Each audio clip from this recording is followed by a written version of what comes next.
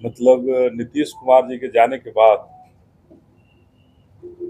या उनको बोतल में बंद करने के बाद भारतीय जनता पार्टी की नई सरकार बनी। सम्राट चौधरी जी की सरकार है। माननीय मुख्यमंत्री अभी सम्राट चौधरी जी हैं। उम्मीद है, भरोसा भी है कि आगे आने वाले समय में ये सरकार बड़ी मजबूती से काम करेगी। लेकिन इधर के दिनों में, हाल के दिनों में जो बिहार के अंदर लगातार जो घटनाएं हो रही हैं, हमारे बहुजन समाज के ऊपर लगातार हमलाएं हो रही है, लगातार हत्याएं हो रही हैं, और उन हत्याओं में कहीं भी क्या आप अपने बिजनेस करना चाहते हैं? अब बेनिफिट टीवी पर विज्ञापन देना है बेहद आसान। मात्र 99 रुपए में विज्ञापन चलवाइए, अपने ब्रांड को बढ़ाइए। आज ही संपर्क करें। बिहार पुलिस न्याय संगत कार्रवाई नहीं कर पा रही। बड़ा आश्चर्य होता है कि जितना भरोसा था, उस भरोसा को हम लोग तार तार होते हुए देख रहे हैं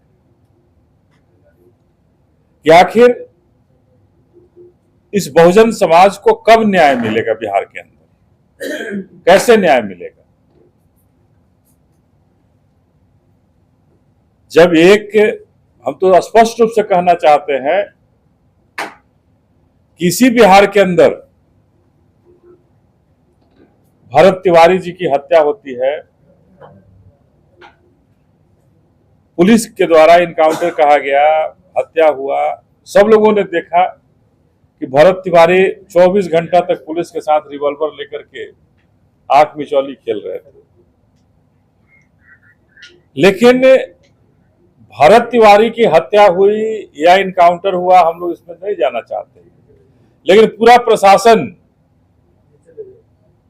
बाद में उनके साथ खड़ा हुआ। उनके घर में नौकरी भी मिली। बिहार की सरकार ने पैसा भी देने का घोषणा किया।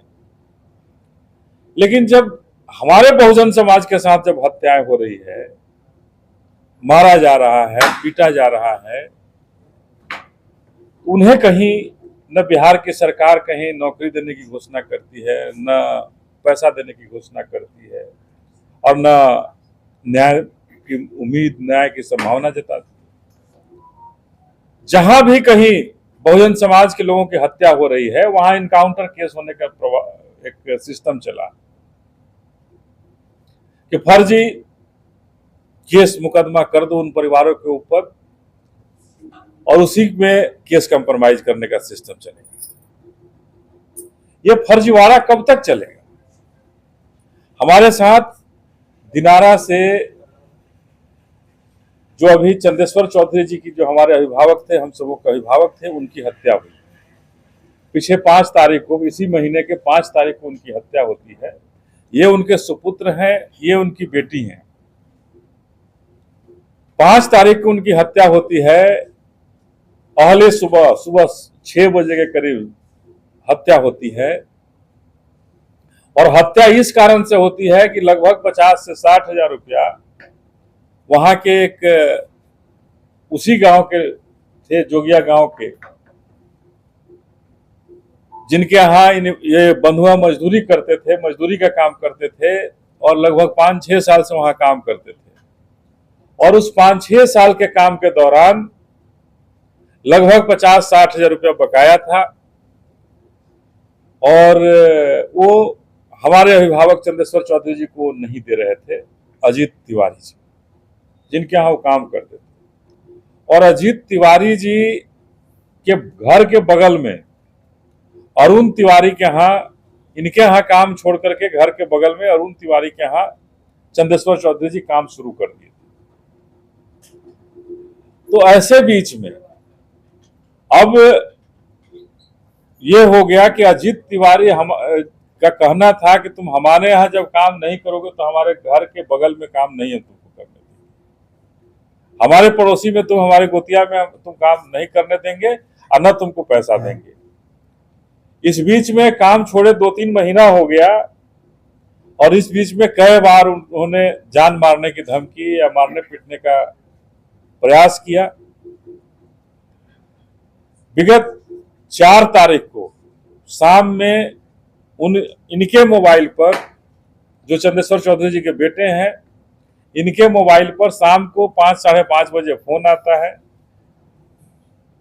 कि अपने बाबूजी को भेज देना, सुबह में अपना आकर के पैसा ले जाएंगे। सुबह में पैसा ले जाना, भेज देना। सुबह में वो पैसा के लिए जाते हैं। उनके बेटा अजीत तिवारी के बेटा चिंगारी तिवारी कोई हैं, जो जाते ही गेट पर से इनको खींचकर अंदर करते हैं और ताबड़तोड़ वहीं पे एक गोली चलाते हैं, जो उनके सीना पर सीधा गोली लगती है।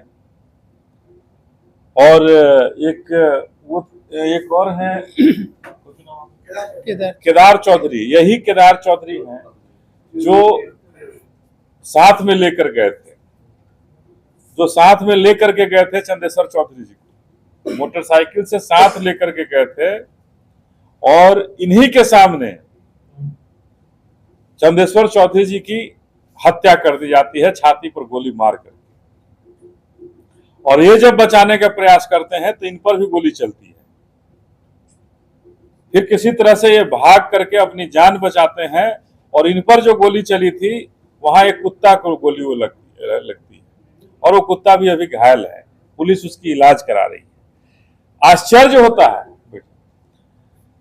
कि गोली चली, वहां की प्रशासन तुरंत नहीं पहुंच पाई और अजीत तिवारी इतना बड़ा माफिया था कि अजीत तिवारी और इतना बड़ा साहसी था वो कि गोली मारने के बाद चंदेश्वर चौधरी जी को अस्पताल नहीं ले जाता है और अस्पताल ले जाने के लिए छोड़ता भी नहीं है। वहां अपने गुंडों के साथ 8-10 लोग थे, उन 8-10 के साथ मिल करके गाड़ी में लाद करके और वो भागता है उत्तर प्रदेश की तरफ। कोई आदमी हत्या करता है, कोई अपराधी हत्या करता है तो वहां छोड़ देता है और भाग जाता है, लेकिन ये ऐसा अपराधी है और इतना नृशंस कि हत्या करने के बाद उनको जलाने के उद्देश्य से कि हम ले जाकर कहीं जला देंगे, कोई एविडेंस नहीं मिलेगा, कोई इसकी जांच नहीं हो सकती। जलाने के उद्देश्य से उत्तर प्रदेश की तरफ वो चला गया और 36 घंटा के बाद उस लाश का परिवार को सुपुर्द किया जाता है। 5 तारीख को सुबह 6 बजे की घटना है और 36 घंटा के बाद उस लाश को लाश के रूप में चंदेश्वर चौधरी जी को घर में सुपुर्द किया जाता है। हमने देखा मीडिया में कि वहां के प्रशासन के लोग कह रहे हैं कि हम 6 घंटा बाद ऐसे कर लिए। वो आदमी सरेंडर करता है, पुलिस ने पकड़ा नहीं था। अजीत तिवारी को सरेंडर हुआ, अजीत तिवारी वहां सरेंडर किया गया और सरेंडर करने के बाद पुलिस उसको लाती है। और इसी बीच में दूसरा और तीसरा एफआईआर दर्ज कर दिया जाता है। 378 नंबर एफआईआर, 378-26 जो है एफआईआर जो है वो इनके द्वारा दर्ज होती है, जो चंदेश्वर चौधरी जी के पुत्र हैं। और 379 एफआईआर जो है 2026 दिनारा वो दर्ज की जाती है अजीत तिवारी के पत्नी के तरफ से। और 380 नंबर जो एफआईआर है वो दर्ज किया जाता है प्रशासन की तरफ से। और दोनों लगभग सेम है, जिसमें जितना नाम इसमें है वही नाम उसमें। और उसी में है कि हम उनके घर में जो नाजायज और जायज जो आर्म्स था, उस आर्म्स को इनके घर में दे दिया गया।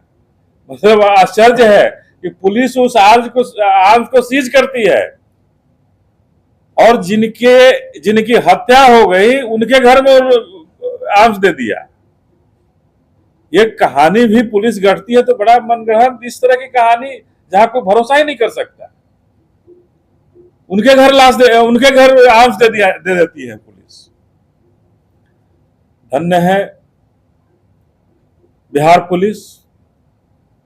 और न्याय का भरोसा इसीलिए और कम हो जाता है रोहतास पुलिस पर, चूंकि बार बार इनके घर में जाकर के इन्हीं को प्रताड़ित किया जा रहा है। वो बंदूक कहां रखे हो, वो बंदूक दे दो। अगर इनके घर में बंदूक होता तो इनके पिता की हत्या कैसे होती? इनके पिता की हत्या कैसे होती अगर इनके घर में बंदूक होता तो ये कहीं ना कहीं प्रशासन के ऊपर, स्थानीय प्रशासन के ऊपर अजीत तिवारी का इतना पकड़ है, डर है कि वो अजीत तिवारी से बाहर नहीं निकल पाती है, हत्यारा अजीत तिवारी से बाहर नहीं निकल पाती। और कहीं ना कहीं स्थानीय विधायक भी अजीत तिवारी के साथ खड़े मिलते हैं, क्योंकि उस दिन घटना के दिन वो भी वहां गए थे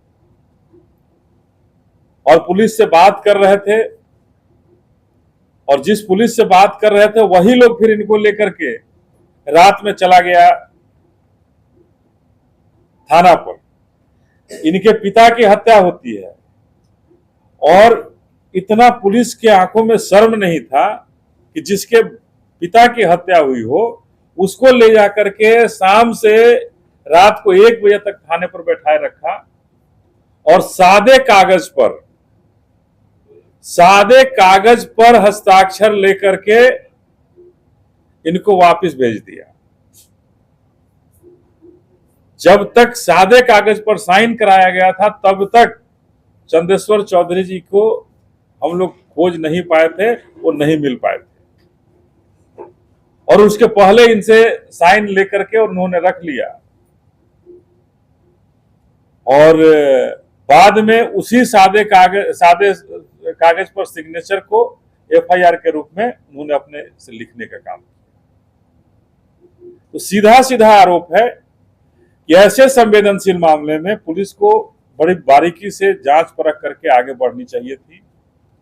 जहां ऐसा लगता है कि वो अपराधी के चंगुल में वहां की पुलिस फंसी हुई है और वो स्थानीय पुलिस अपराधी के चंगुल में फंसी होने के कारण जो हमारा परिवार चंदेश्वर चौधरी जी का है, जो मृतक हैं, जिनकी हत्या हुई है, उस हत्यारे के साथ वो खड़ी नहीं हो पा रही है।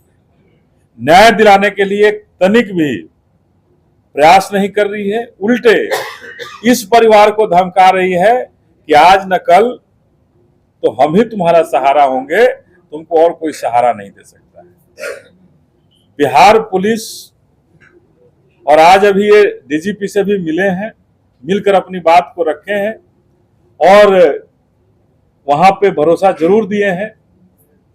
हम लोगों को भरोसा भी है कि हमारे साथ न्याय होगा और जो अन्याय हमारे साथ कर रहे हैं उनके खिलाफ सख्त से सख्त कार्रवाई डीजीपी साहब के माध्यम से, पुलिस मुख्यालय के माध्यम से यहां से सख्त कार्रवाई होगी। और चंदेश्वर चौधरी जी नहीं रहे, लेकिन हम सबों को न्याय मिलेगा।